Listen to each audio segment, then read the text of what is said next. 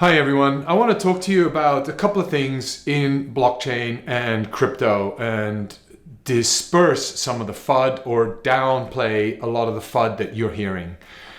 Regulation seems to be the answer for all solutions. I do not think so. I think that what people do not understand is in a digital world, there is a lot of self-regulation going on.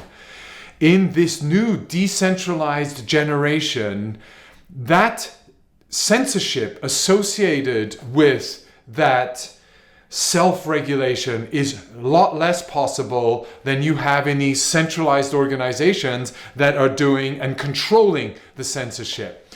And so you see in a lot of communities the fact that community members are helping identify fake addresses, fake accounts, fake users, fake communities. And they are then reporting those and warning all of the community members as terms of what that means and what that impact is. So self-regulation is actually really strong in a digital, decentralized generation community groups, right? And so that's number one thing that I think a lot of people don't understand.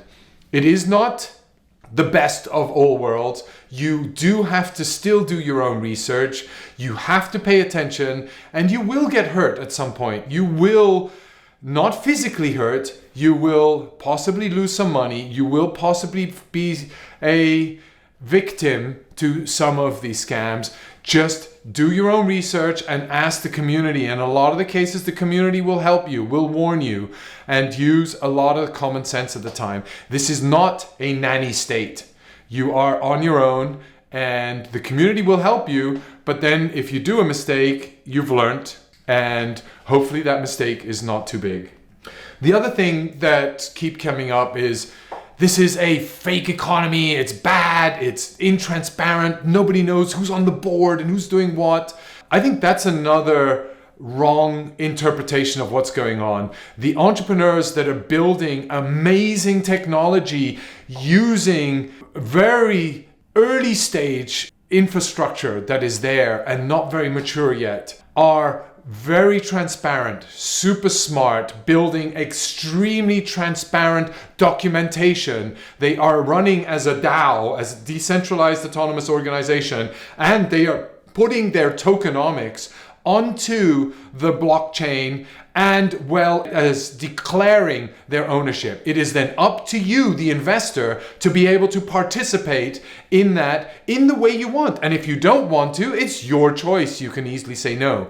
If you feel the team taking 45% of the token allocation is too much, don't invest. I wouldn't either, by the way, but we believe that all of the metrics are available today. We don't only believe, we see that in the token white papers. And if they're not adhering to that, make sure you invest when they've put it into a token smart contract. And that way, the smart contract, if it's audited, it should be an accurate reflection of what is written in the white paper. And that way, you know that 15% is going towards the team. 40% is going to the ecosystem development. 10% is going to the software development of the solution.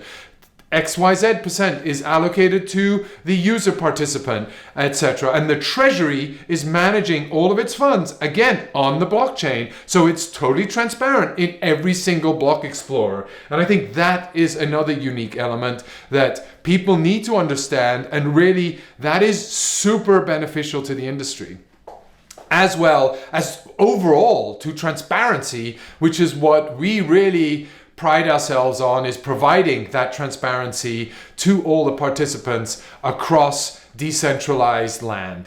The other element is really around DAO, right? What is the DAO, the decentralized autonomous organization? Nobody's there, who's on the board? It doesn't really matter who's on the board, because what people don't understand is the fact that the token is a reflection of your participation in that DAO.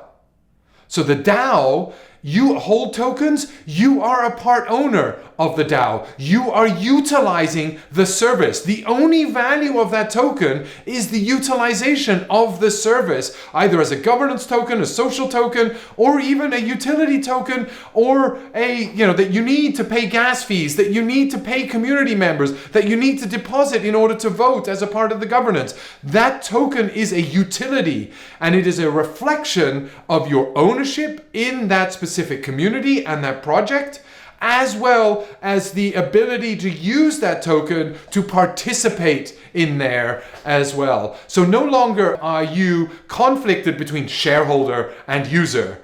You don't have that conflictor anymore. That is now combined into one. So the user is the shareholder. And that is the unique element. So it doesn't really matter who's on the board, who's sitting where. It is about that conformity. The community or the token holders are a part of the governance. Crypto markets is opening up and creating transparency into the venture capital industry. In the venture capital industry, traditionally you had an angel round, you had a Series A, Series B, Series C, and they would all have their intervals, and they could be anywhere between 6 months, 12 months, 24 months between each of the stages.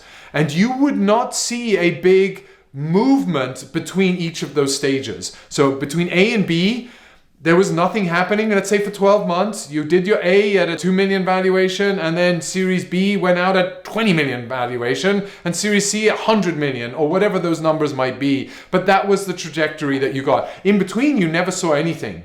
And you don't know how those decisions are made around the valuation. It's an equation of team, it's an equation of the venture, the deals you've done, the progress you've made, the growth you've got, the revenue you've achieved, the profit you make, etc. Those are all nebulous decision-making algorithms that are used in dark rooms in some sort of office of a venture capitalist. And by the way, they go up, and there are a lot of companies that go down, right? There's that rule of 10 to 1, right? So 10 do really well, 9 go really bad. And we never hear about the 9 that go bad. We only hear about the 10 that do, the 1 that does really well, right? And so that's another thing that you don't see, and you don't see that between the intervals, and also you don't see what's taking place behind these doors in terms of, oh, we got to aggregate, we have 3 companies that are doing sort of mediocre well, let's pull them together, let's use our shareholder, let's negotiate and get that together as one company, so this company buys that company, and then I get a profit over here, and then it's muddled into this. So all of those deals happen inside closed rooms. What the crypto market has done is, number one, it has made investments and seed investments across any stage of the business available to everybody. So everybody can now participate in investing and using the utility of their underlying blockchain project or crypto project directly themselves, and holding the tokens as a means of committing to that community or that collective that's working on a given project that you have interest in. Number one. Number two is, it is allowing everybody to immediately see an exit out of that as soon as that project gets listed on a exchange, be it a centralized or decentralized exchange, doesn't really matter. But you have the option to follow an exit or buy in at any stage of the time. The fact that you're listed really early on means that you can also follow all of the deals, and the price moves based on deals you close, based on partnerships you engage in, based on revenue you make, transactions you do, growth of communities that you have. So all of those matter and especially once you're listed. And all of those have an influence, again, same like any other environment, as you are closing or not meeting targets or hitting targets, that has an influence on your price. And what does that mean? That means that there is volatility in there because certain individuals might offload because you didn't close that deal. They might buy in because you just did a great partnership, etc. And so that is in real time. You now see reactions in the market and in the price that you historically never saw between a Series A and a Series B. whatever that time is. Now you see it real time, active. And as an investor, it's even better.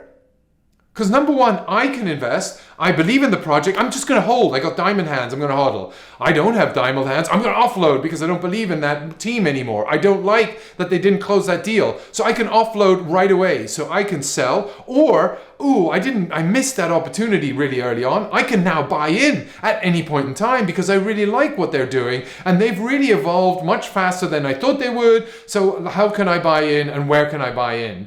And so that is the evolution of crypto markets and the crypto opportunity in terms of providing wealth creation opportunities for everyone.